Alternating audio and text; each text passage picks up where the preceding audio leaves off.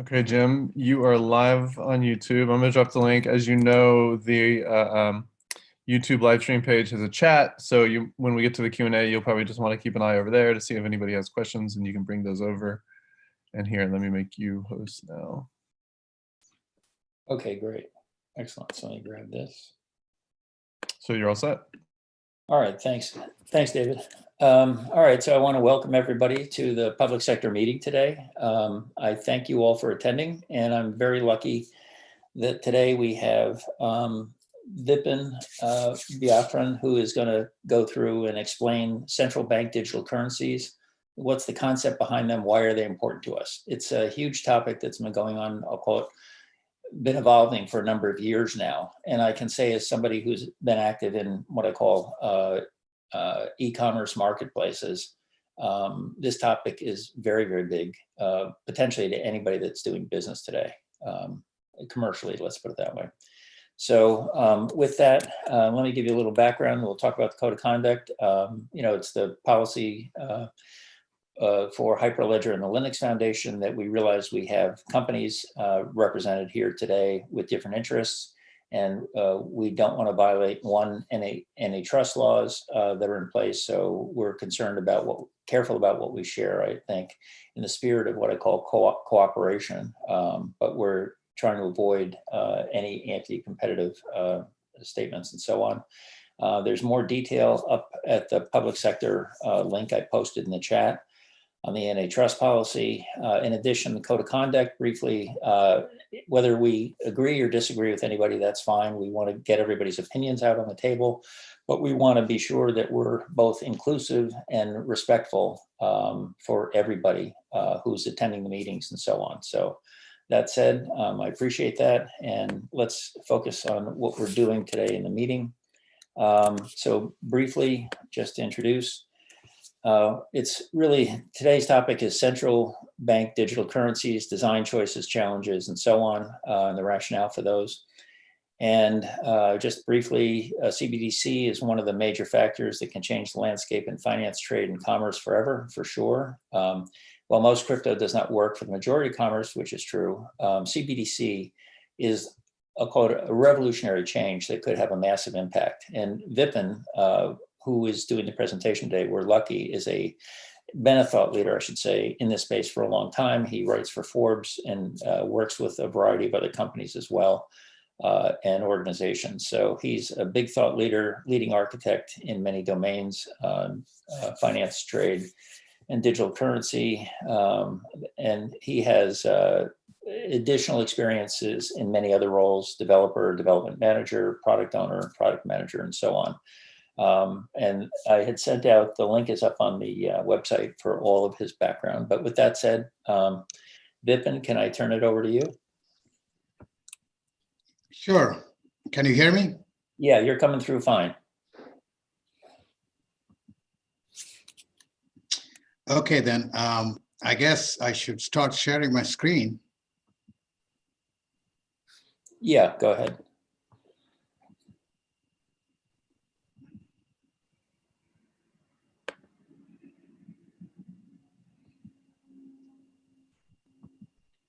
Can you see my screen?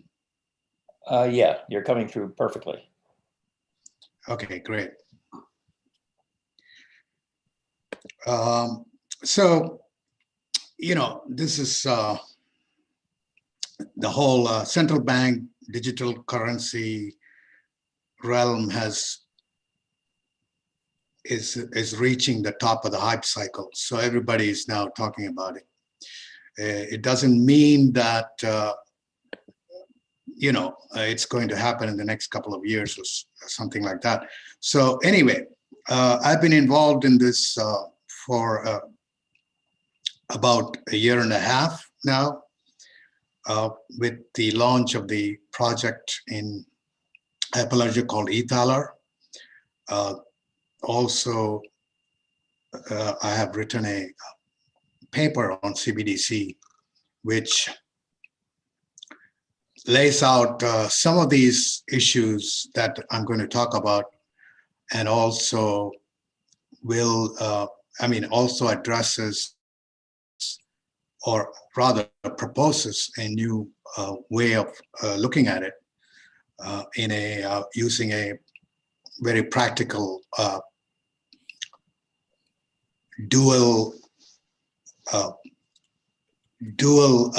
sort of ledger platform to manage it. So let me start with the slides. I have the agenda here, which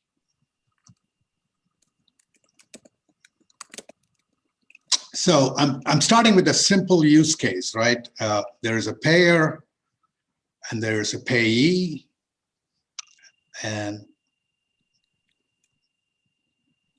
using banknotes, the payer and the payee, the payer pays the payee using banknotes. So the first thing to understand is that CBDC is a payment solution. So what are the characteristics of banknotes? It's legal tender, which means obviously that it's legally, you're obliged to take it, take banknotes for payment for any services or any debts. It is peer-to-peer, which obviously means there are no other people involved other than the payer and the payee. It does not accumulate any interest. It is completely anonymous. Well, it's not really completely anonymous. If you have to show up to pay, the payee can always see the payer and the payer can see the payee. It's a physical token, and a physical presence is needed to complete the payment, okay? And there is no recourse usually. Usually you leave the store or you leave the premises of where you made the payment. Very difficult to go back and get the money back if some mistake has been made. You didn't take the change. It depends on the relationship in the end between the payer and the payee. Anyway, what you're seeing here is that you're using the liability of the central bank to do the payment. So let's start putting more things on top of this in terms of payment. Make it a digital payment. There is a payer and there's a payee, and then there is, suppose the payee and the payer are using deposit accounts. Then you start involving intermediaries like a payer's bank or a payee's bank, and a settlement system, which is normally RTGS, some form of real-time gross settlement system, because the payer's bank and the payee's bank both are assumed to have central bank accounts.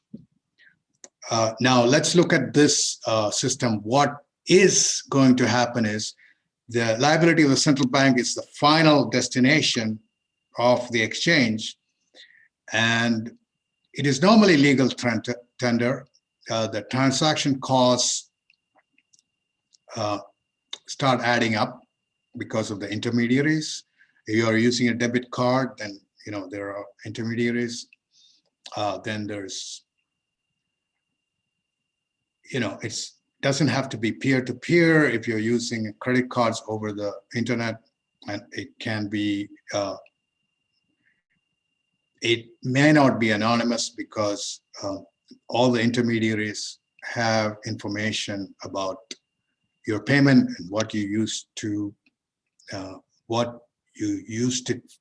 pay, what services you received to pay this amount. It is not a physical token, all those stuff. So in the end, we are comparing with cash, which we have just seen before. So now we are adding more and more layers to this, and this is sources from the Reichsbank. So this is for, this is, you've already seen like 3 tiers added to this. And the ultimate settlement point is the settlement market, but it is in the central bank that it happens. So no matter what the payment rail is, the ultimate settlement happens in the central bank. Now, let me go to the next slide, which is a CBDC. If a CBDC is used, it becomes similar to cash. That means, except for the fact that it's not a physical token, you don't need a physical presence. Usually there is no recourse. In the case of credit card payments that we saw before, there is some form of recourse because you can always dispute your charges or whatever. And it is legal tender to a certain extent, but we need to clarify using legislation whether CBDC would be legal tender. It has already been done in China, but it is not clear that in the United States, for example, that it is legal tender. But ultimately, it's the liability of the central bank. So what is the rationale for going for CBDC? First of all, is a twin of cash. It is the use of the payment system as a national infrastructure. Payment diversity, that is multiple paths for payments. That is, if anybody has questions, they can stop me at any time and interrupt me. Payment diversity is multiple paths for payment, meaning all of the other systems will coexist at the same time. Like cash, nobody is saying we'll get rid of cash. Nobody is saying we'll get rid of credit cards. You'll get rid of deposit accounts. The other one is the QE to the people, which is direct payments of universal basic income, Social Security, or Fed accounts, using Fed accounts. And to regain control of monetary policy, financial inclusion, because commercial banks seem to have some problems with getting low-income people to open accounts, mostly because of cost, maybe because of problems with KYC, AML, and so on. And hopefully, if the central bank has direct accounts, then that need not be the case. Then, of course, the whole issue of cross-border payments, which involves multiple intermediaries, that is going to be also solved more easily with CBDC. And reduce costs of issuance compared to cash. Cash, is being a physical token, needs extreme measures to mint and to distribute and secure, because you have to have armored trucks carrying cash. In fact, about 2 to 3% of the seigniorage, which is the amount that the central banks get, are spent in issuing cash. I mean, in issuing and distributing cash. Distribution and securing cash at the edges, which is merchants have a problem securing it because you have to be worried about thievery. You have to worry about people directly coming into your shop and threatening you and taking the money. You have employee theft, all these issues which cash poses. So let's look at what actually CBDC is. It is a central bank issued instrument. It is widely available and it's digital. So this is a familiar Venn diagram that people have seen. So now we have two types of CBDCs. One is the RCBDC and the other is the WCBDC. That is the retail CBDC and the wholesale CBDC. So wholesale CBDC is not widely available. It is digital and central bank issued and only available to institutions that have reserve accounts at the bank. Cash, of course, is also issued by the central bank, but it's not digital. So that's the main difference between the retail CBDC and cash. And if you notice, the bank deposits are under non-central bank issued, which means that the bank deposits are the liability of the bank that is holding the deposit, not of the central bank, which means there is a counterparty risk. If the bank goes out of business, if the bank has problems with the liquidity, then you're out of luck unless your deposit is insured, which is one form of protection. Another form of protection is the central bank usually steps in as lender of last resort to make sure that the bank has enough liquidity. The reserve accounts and the bank deposits are about 1 to 5. That means the amount in reserve accounts are only about 1/5 of the money in bank deposits, or even lesser. 1/5 at this point because of the pandemic that federal bank or central bank has issued more reserve to purchase assets. But usually it is 1:10. That means most of the money supply comes through bank loans and bank deposits, not through cash, not through reserve accounts. This is a more, familiar thing called the money flower. It is also showing the same Venn diagram that we saw in the last slide, but here the Venn diagram has more attributes. That's why we have 4 circles or 4 ellipses, but it's all part of the same kind of work that has gone into looking at the taxonomy of money itself. And this is with the same diagram with actual examples of various coins and the various, even the past, like the Bank of Amsterdam central bank issue, which went bust in the 1800s. Now, so the main thing is, how do we, we're going into the design area here. Rationale, I actually had a slide in the beginning, which I'll go back to, which I think I forgot to show. This is animation, so the rationale. I cannot find that slide, but I'll get to that. So the main rationale, okay, it's a twin of cash. So it has to be the twin of cash.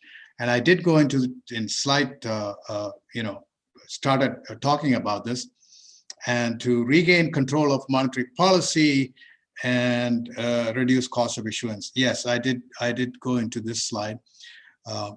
Now, this is a pyramid of CBDC design choices published by the BIS folks, where the one side shows the consumer needs and the other side shows the design choices. But since it's done by economists, it can be taken as sort of a aspirational, economic, functional design choice rather than a design choice which is technical. But they try to say that the various layers of this, each layer is dependent on the choices made below, like for example, cash-like with peer-to-peer functionality,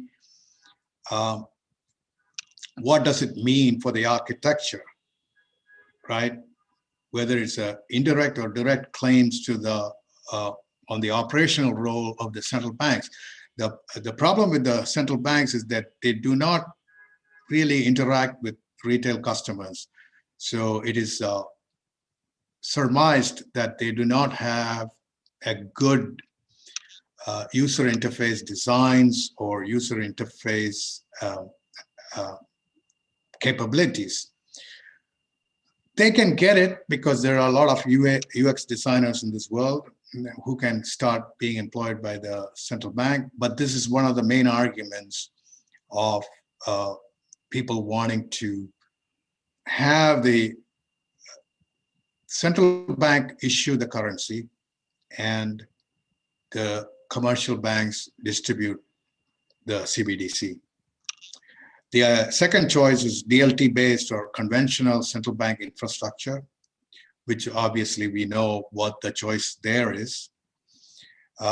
Then this account or token-based access technology, that is often a sort of a red herring, because theoretically there is no true token-based access technology.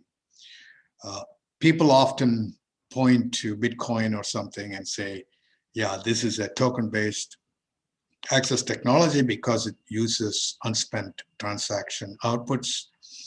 But we know that there is a huge industry trying to actually de-anonymizing the accounts, which are nothing but your public keys and your private keys, and tying it to real users.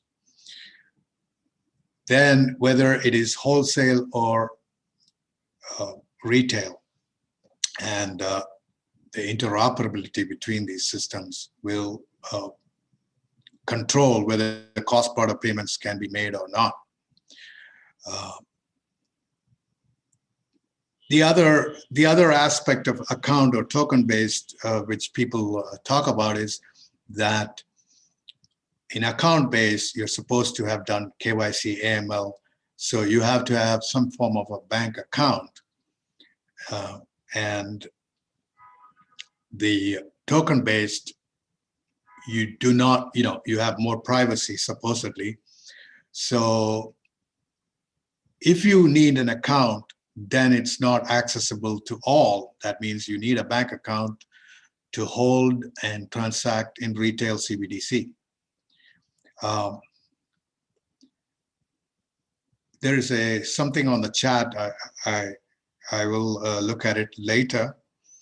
But here is some of the, some architecture diagrams also, whether it is going to be direct CBDC, that is a central bank administering the accounts and directly dealing with the users, or hybrid, which means there is an intermediary who will do KYC, AML. The users will still transact through direct rails to the central bank, which can be implemented on top of DLT. And the first thing, which is a indirect CBDC, which is basically saying that the banks can issue their own CBDC, but backed fully by the reserve accounts. It's called synthetic CBDC, but people have said that it's not a CBDC. This concept has been around for a long time. It's called narrow banking. That means your CBDC or your lending is completely backed by your reserve accounts. And the idea first surfaced in the 60s.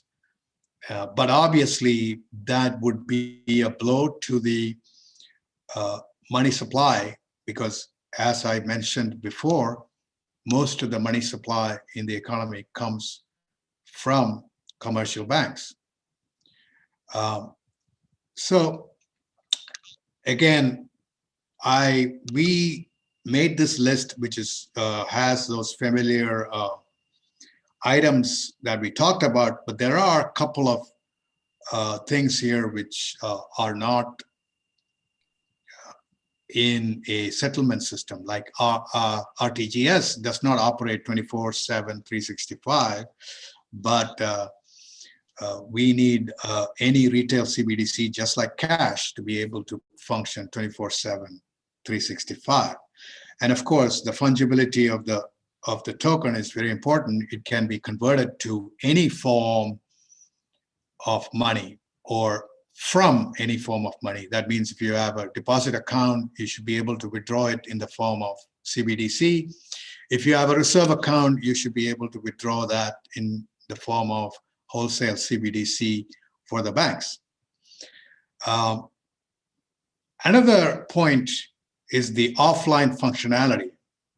Offline functionality means that you should be able to transact even when there is no internet, there is no connection to the outside world, which can be, I mean, cash, obviously you can do that, but for CBDC, we have proposed several ways of doing it. Most involve programmable smart cards, which can run cryptographic functions. So you could possibly transact offline because the wallet on the card would hold the CBDC and it would then be used to transact. The other item is the integration with existing platforms. So I'm going to start talking about the project that we did, because we used some of these design elements and came up with a sample POC, and it's available in the Hyperledger Labs.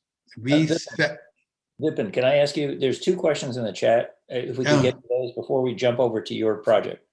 Yeah, I mean, okay, go ahead. So first one, it says, can the account that we're talking about be based on a user's bank account? That's what you had mentioned earlier, which I think the answer is that yes. Instead of the question goes on, instead of CBDC, why can't a user issue his own stable coins based on his bank account through a custodian? Which, HT, if you want to unmute yourself and ask that question directly. No, I got the gist of it. Okay. What I'm going to say is this. You can issue your own stable coin, but then how do you transact with somebody in, you go and buy pizza? What happens there? You have to transfer that liability, which is ultimately your liability, that then gets translated into the liability to the commercial bank where your deposit is. It has to get translated into somehow into the pizza shop owner holding that liability, getting that liability transferred. So unless they bank with the same bank, then you have to involve the payment systems. Ultimately, the point is that all of these systems flow back to the central bank, which is the safest form of money today. People can argue with this. They can say, yeah, you can have a Bitcoin or some other form of currency.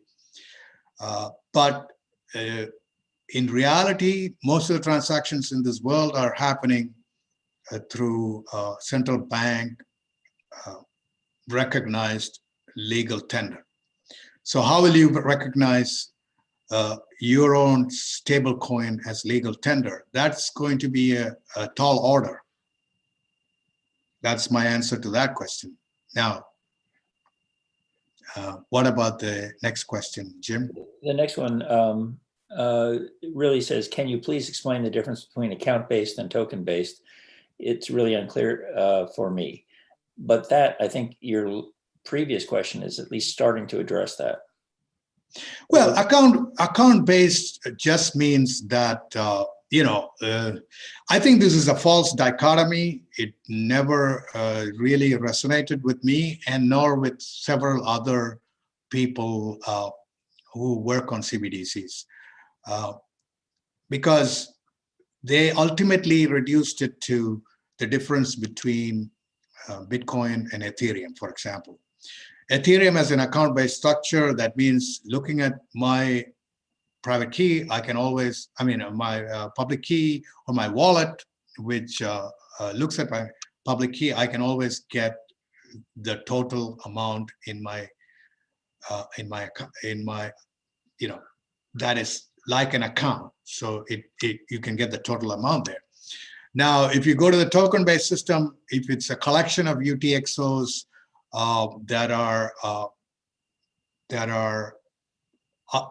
ultimately secured by a public key, then you have to add them all up separately to come to to whatever balance you have. So the balance needs a operation.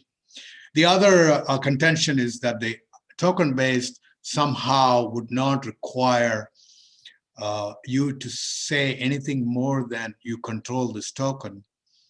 But an account-based usually means that it is going through a whole series of KYC, AML, and so on, so that you can transact in greater amounts. That's normally the distinction, but I think even in a token-based system, there are accounts operating there. In fact, I haven't seen a single example of a pure token-based system.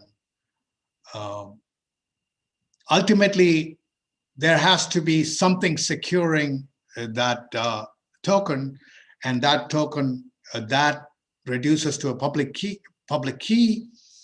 and a private key pair, and you control the private key, you control the token, but your public key is visible somehow. There are, of course, systems like Zcash and others that can do certain amount of privacy. But even there, shielded accounts are not having too much take up.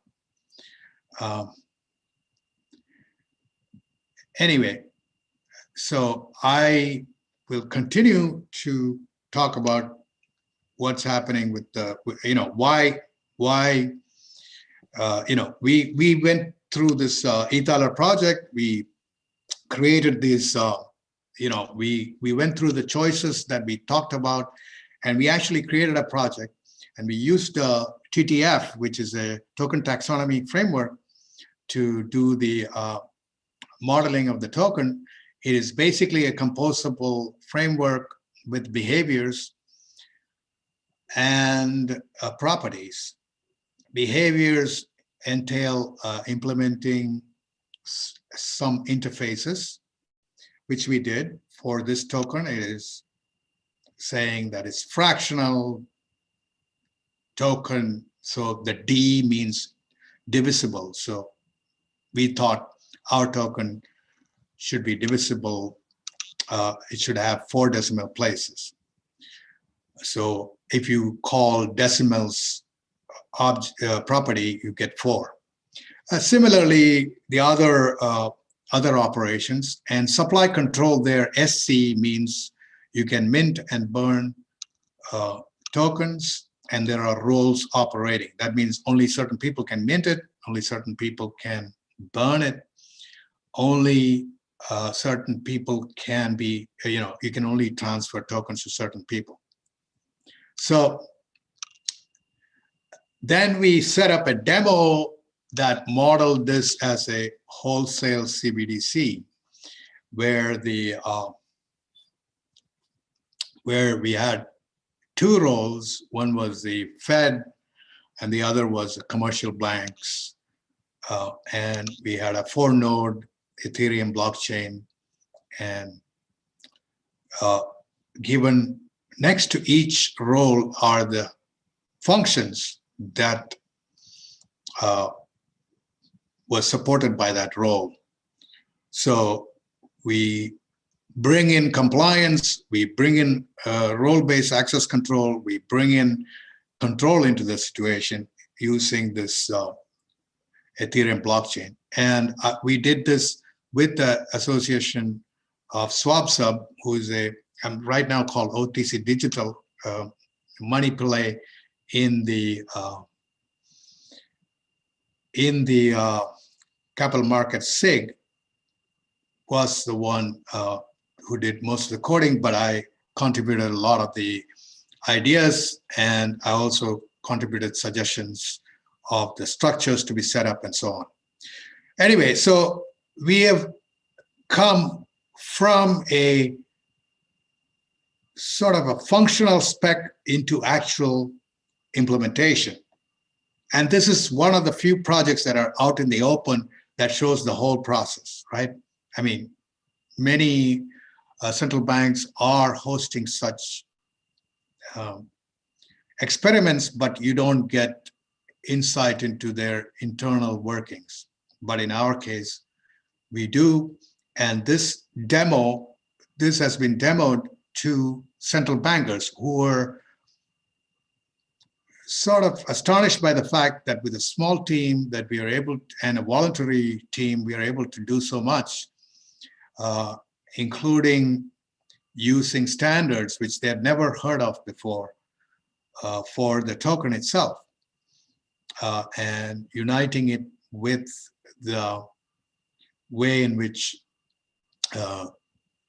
you implement it in a specific DLT like private Ethereum.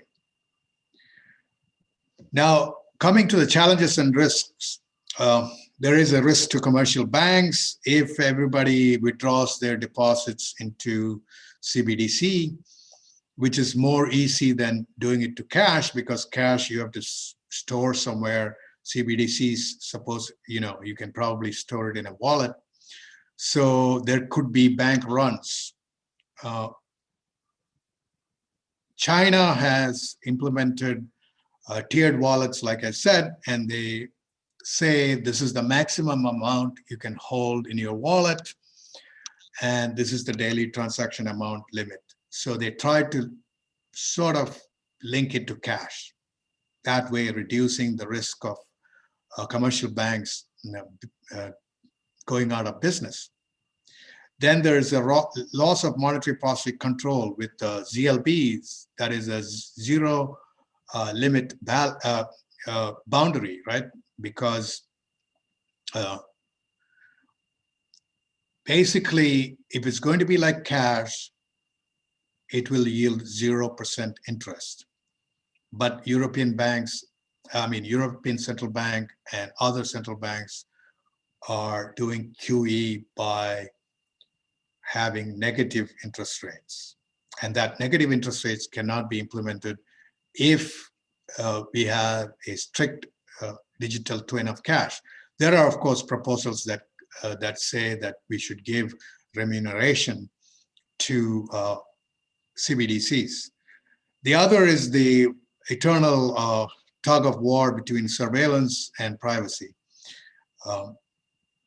Again, the tiered wallets and the more token-like it is, the privacy is more.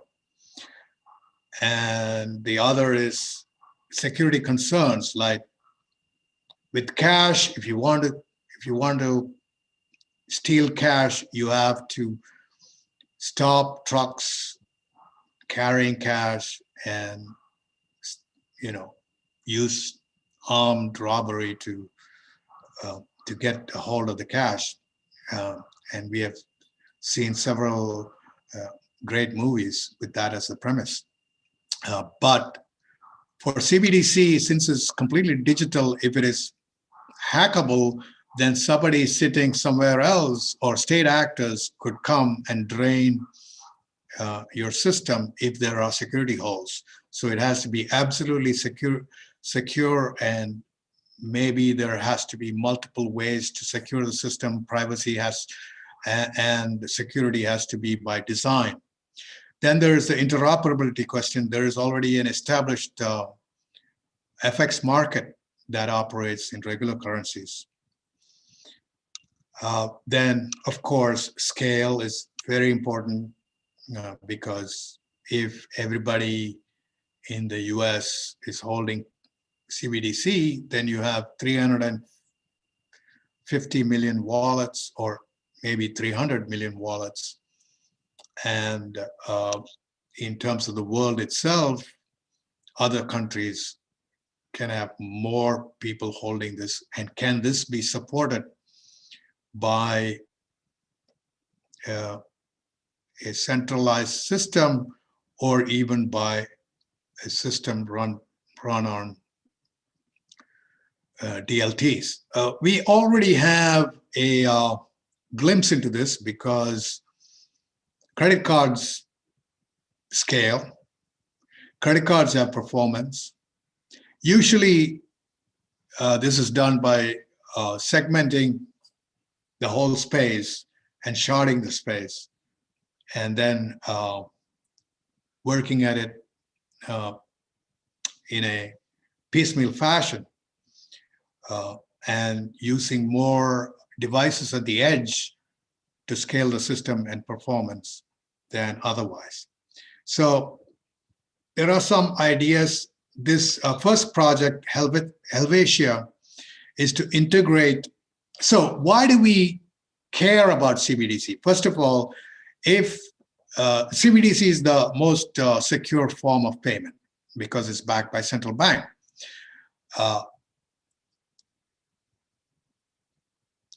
What is a payment rail without a linkage to the other parts of the market? Like, if you can trade tokenized assets in the market, can we integrate the tokenized assets with the payment rail? And that is what Project Helvetia is all about.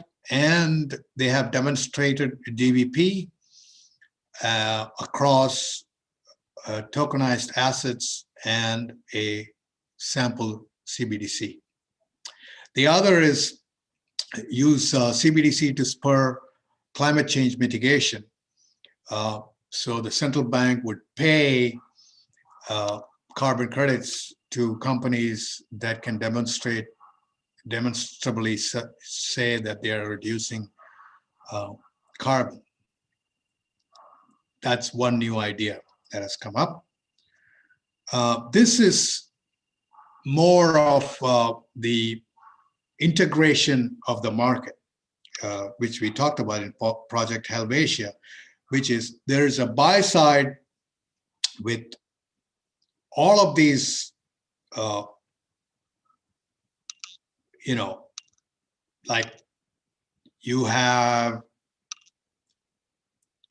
the tokens being traded here, and then the settlement is happening at the bottom layer, and integration of the tokens with a payment rail is what will create a new digital market. So this is a much more sort of visionary way of looking at things, because without an integrated payment system, you cannot have a true digital marketplace. So native token is necessary on chain somewhere for this to happen. And that is what spurred the stablecoin marketplace, because for the first time, you could have a twin of the dollar or euro or whatever it is showing up on these chains, but it involves trusting a custodian or a third party, the issuer of the stablecoin and their custodian. USDT, for example, has been shown to hold less number of dollars than the tethers that were issued hence creating counterparty risk. So ultimately, we come back to the same point, which is no matter what settlement rail you use, you ultimately settle in a central bank reserve accounts using RTGS. But if you had a CBDC that was central bank liability, then you don't have that risk. I am just showing some surveys here of CBDC projects.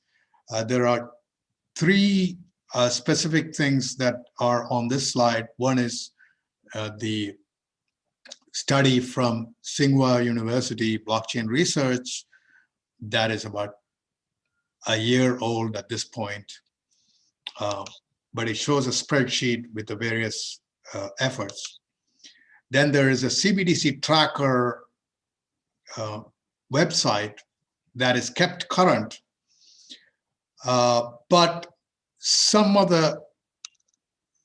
those things seem slightly out of date, and I think it would be great if we can improve it by having the linkages point to documentation or the governance policy of each specific effort. The third one is the study by BIS saying taking stock, ongoing CBDC projects. The one thing that has come to light, especially during the pandemic, is the reduced use of cash and the pressure on CBDC. But even before that, a 1-year gap between two surveys in BIS shows that in the beginning of 2019, there were like, let's say 60% of the surveyed banks, central banks, were thinking about CBDC, whereas 80% in the latest survey show they have been thinking about CBDC. So not only thinking, but experimenting, writing papers, either pro or con, and some of them have even changed their mind based on events or on the change in leadership at the higher levels of the bank. I have actually a article in Forbes about that, meaning it is not just technical considerations that cause the change in strategy for the central bank. It is the actual leadership of the central bank. It is other conditions like the pandemic that cause this change of heart. And this is the last slide. I think in the short term, experimentation will continue. That is my guess. China says they will issue some form of digital currency, electronic payments, and integrate with their national infrastructure. SOV, which is on Algorand on the Marshall Islands, and Bakong, which is Cambodian currency. I wouldn't call it a CBDC. Bakong is implemented on top of Iroha, which is a Hyperledger project. So we are in Hyperledger in the thick of things. And of course, Bahamas, which recently announced their go live of retail CBDC. It may not shake out because there is already an alternative payment rail there, which is US dollars. Same thing in the Marshall Islands. The US dollar is legal tender there. In the medium term, there may be more integration and the issues get shaken out and more countries may actually issue CBDC. In the long run, it will either be a complete failure and nobody will talk about it, or it will be a complete success and nobody will talk about it because it is part and parcel of our daily lives.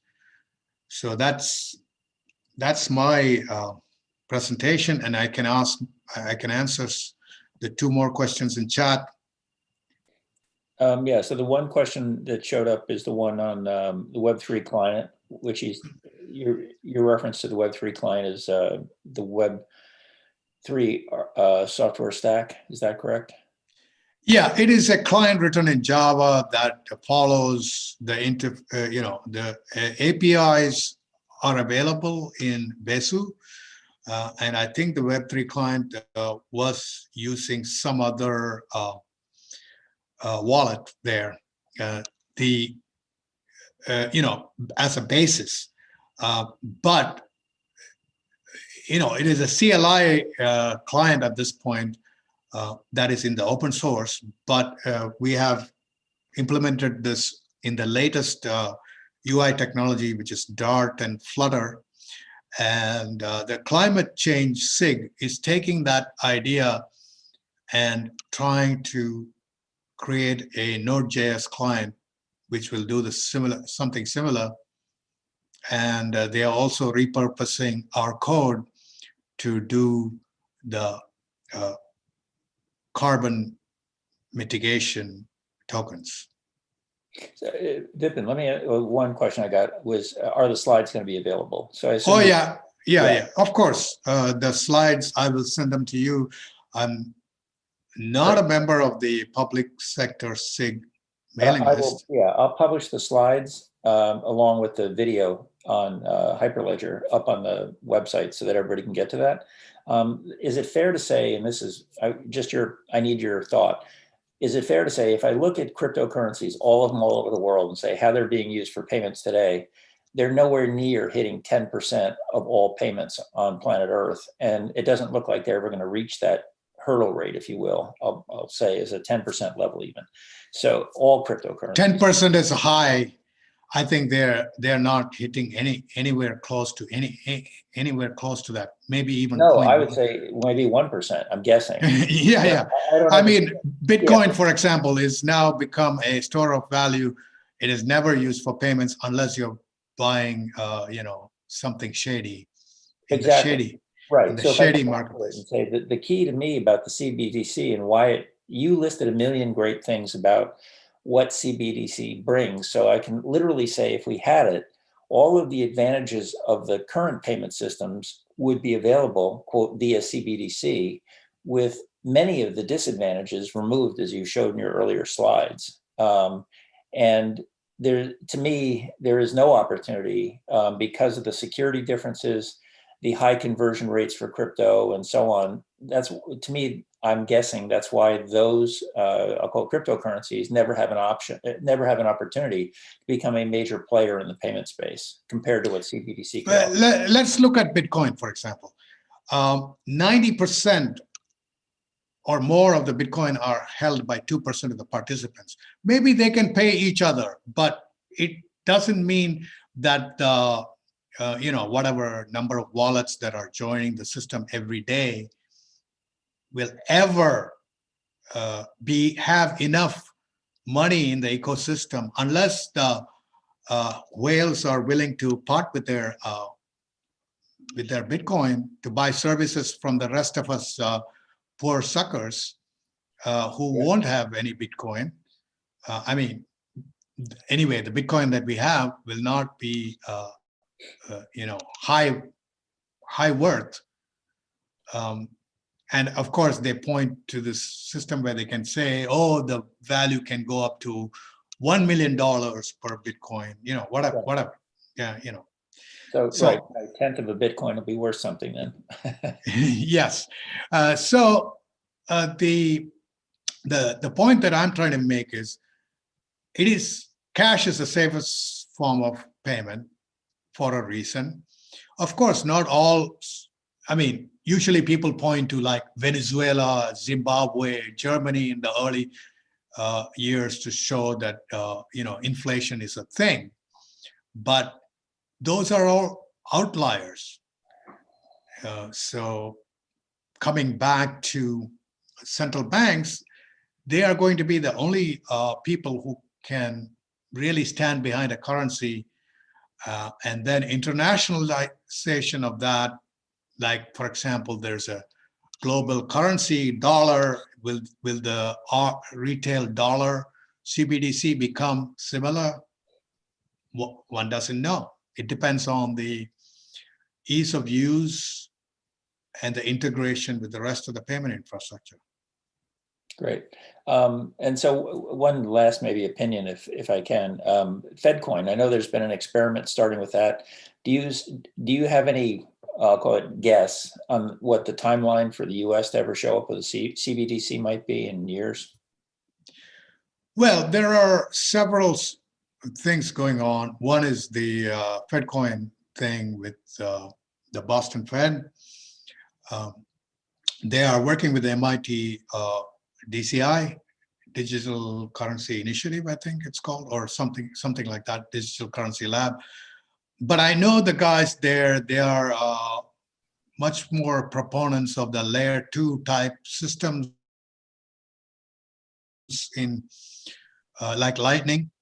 So they may come up with a solution that that is similar to Lightning in the sense that there has to be a layer 2 for smaller payments and scale and so on. But in Lightning, as you know, you can make payments directly to somebody, but if there is no liquidity in the system, there has to be liquidity providers, there have to be intermediaries. So all of that stuff will get resurrected in the layer 2. So yeah, this effort, will it happen in the next couple of so somebody has asked, this question pops up all the time, why not digitize the bank's demand deposits instead of the central bank's liabilities? The bank's demand deposits are already digitized. You can exchange, you can make digital payments from your bank account to various people or various enterprises. The main difference between demand deposits or central bank liabilities is the counterparty risk. Since the central bank issues the safest form of liability, our CBDC will be more safe than a demand deposit from the bank. Anyway. Great, awesome. Any last questions in the chat before we wrap up? Was it useful in the first place? I mean, I want to ask you guys a question. It's very difficult when you're presenting through such a medium of getting a sense of the audience's reactions instead of through the chat. I mean, the chat is good, but this question I want either you, Jim, or others to answer. Well, all right, I'll throw one thing out there. One of the things I did learn today is, I'll say, the complexity of the topic is not small. You covered a very broad scope, number one. Number two, you're going from basic concepts on things like tokens, cryptocurrencies, digital currencies, regular money supply, payment systems. There's a whole lot you were covering. Plus, you were moving that forward into eTaler and all the other stuff you showed us. What I realized is, in hindsight, this probably would have been something as a topic that would have been broken up into multiple sessions, because you cover so much. And you have to cover all of that because we don't have the same level playing field as an audience. So I'll ask the audience, any other thoughts on, back to Vipin, on, in a sense, ideas on how, in effect, we could communicate all of this material more effectively? Because I asked Vipin to do this, he stepped up beautifully. And I think the challenge of it is, I look at the scope of this and I'm literally amazed at how much got covered. So yeah, this is Anjan, and thank you. So thanks, Jim. Thank you, Vipin. This is a fantastic. And sorry, I missed the first 5 minutes at introductions. I think this was very helpful, very useful. I think the challenge, exactly what Jim you said. There's just so many pieces because you're touching cryptocurrency, to DLT technologies, to monetary systems, not just monetary policy, but broader kind of monetary systems. There's just a lot. There is a lot to cover. At the same time, one approach is take a very high level summary approach and then have multiple sessions that you deep dive into one. That is, an approach that could be done. But there's also, value in just, look, explaining that this is what the high level summary is across the board, which I think you did well. I don't know if I've seen anyone, I don't know if I've seen anyone present it any better because this is so difficult. There are so many moving pieces. I'm still getting my head wrapped around this, and there's no, pardon the pun, there's no consensus on this at all, on any of this, like what the implications of CBDC are, or the broader implications of cryptocurrency. There's so many people in this community, and I don't mean Hyperledger, I mean the much broader, I think the broader DLT blockchain community that are just driven more by philosophy and even social identity than anything else. With rampant utopianism and conspiracyism, and I think if anything, the Hyperledger community is actually a lot more well-grounded. So I think taking all that into account, I think you did a great job. If there was one thing I could suggest along the lines of what Jim suggested that could make it even better, it would be maybe come up with an extremely high-level slide in the beginning that explains the entire, or as entire as you can be, at a very high level. It's just an index card. Like, these are the concepts that this, these are the areas that this concept touches on. And then saying, this is what we're going to focus on. And maybe that could kind of set the stage, because just kind of knowing the map of all the different moving parts that this topic covers could be very, very useful. And that maybe that could be something that could make it better. Thanks. Great. I always ask about, like one of my professors always ask, what are the downsides? That brings out the ways in which we can improve. So Vipin, I will say this: your ability to cover a phenomenally broad set of topics in a coherent manner, with, in a sense, very different levels of expertise in your audience, was outstanding. So if I need somebody to present on the future of the world in an hour, I'm going to call on you first, because I think you'll be able to get that presentation end to end organized intelligently. So I thank you very much for everything you've done. It's been a great session on your part. It does leave us saying, hey, depending upon our situations, I think we all need to go off, take not only the PowerPoint, the video, go back and use those as what I call launch points to answer our own questions going forward on what are we more interested in. But you certainly provided a solid end-to-end foundation, I think. So I want to thank, for all of us, I want to thank you very much for a great session, and fortunate to have had you present today. Any closing comments for anyone else? I want to say one more thing, which is that I have prepared around 30-page paper on CBDCs, which not only covers the ground that I described, but also sort of goes into a design for a better design for CBDCs. I mentioned it briefly in the beginning.